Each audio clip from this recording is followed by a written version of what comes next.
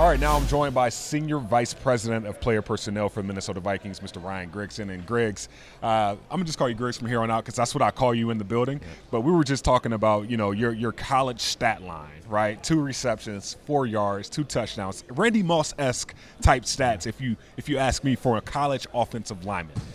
Yeah, pretty much. That feeling that you got as an offensive lineman scoring a touchdown, what compares to that in your position with the Minnesota Vikings? I mean, the exhilaration is, and I haven't been asked this in 20 years, since it happened, really.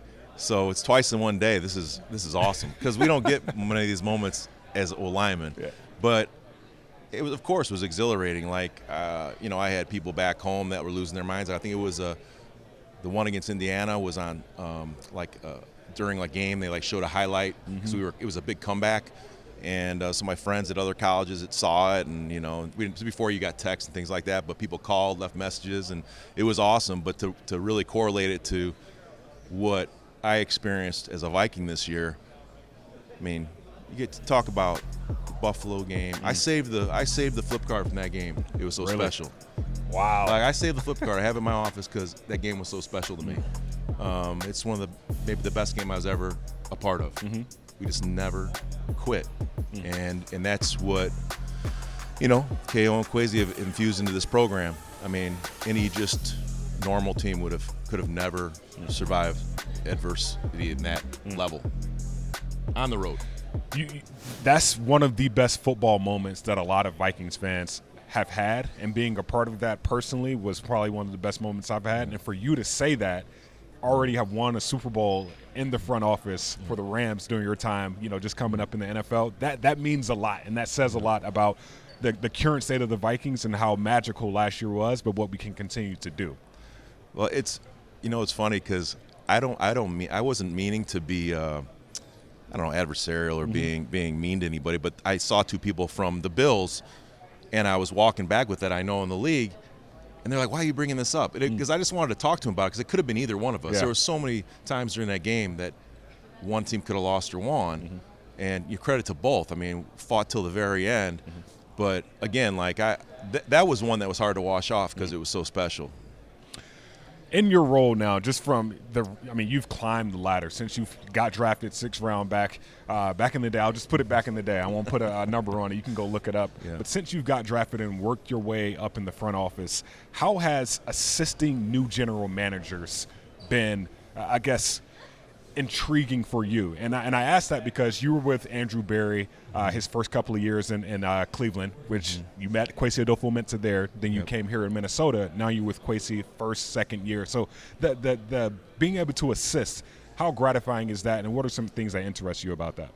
It fit like a glove because it's just something that I've been through, and I can just share.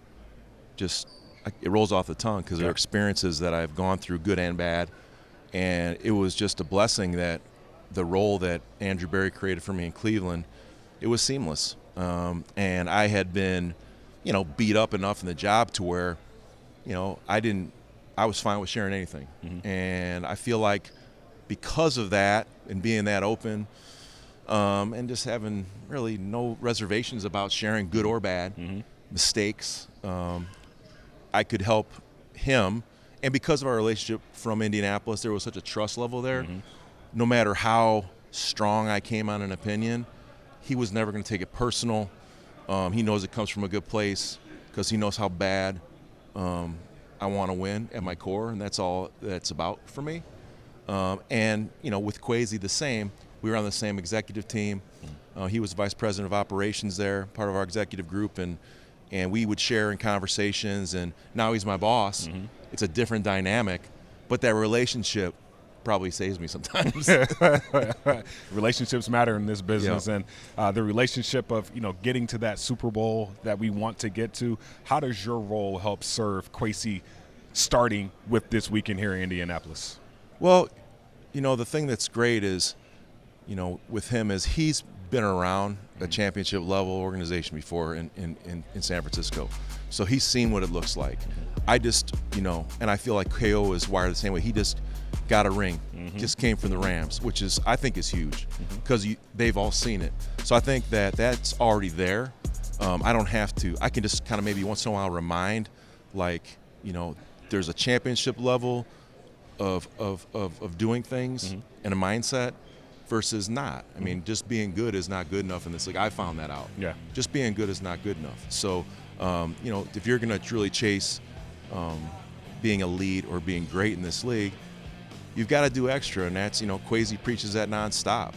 And so getting to that standard that KO and him really are pushing this second year now that we've had a year, I think the standard is something that we're all going to have to strive for, and it's not easy. Right.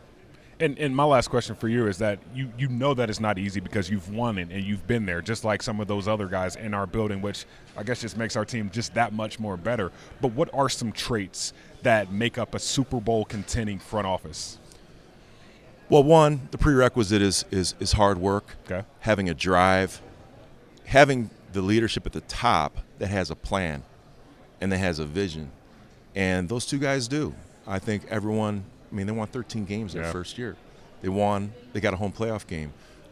Things stopped earlier than we all feel it should have, but we took back the North. We accomplished some great things, and it's so hard to win in this league, but we already know how those two are wired, that, championships, and it's been a while since I won one. I believe me. I didn't move my family, here, all of us here, to Minnesota to not aspire to that. Yeah. It's I get older and grayer every year, and I want to win one, and I think everybody does, and it's great that we've all seen it. Demetrius has seen it, and so we have to aspire to that. At every nook and cranny of the operation has to have that mindset.